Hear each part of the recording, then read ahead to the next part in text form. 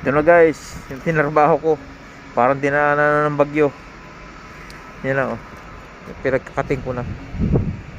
Yan oh. Parang dinaanan na ng bagyo guys. Darating ngayon yung yung mamimili niyan ng scrap. Yan oh. Yan, bibilhin natin nila yan. Yung mga bolt na yan. Lahat yan. Pakikilo. Magiging pera na yan guys. Yan. Para dinaanan ng bagyo guys. Limang hati tagiliran. Anim.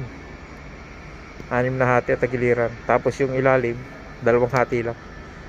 Lahat ng plate na ipapatong sa ibabaw. Isang buhat na lang ng crane yan. Yun pa oh. Para dinaanan ng bagyo oh.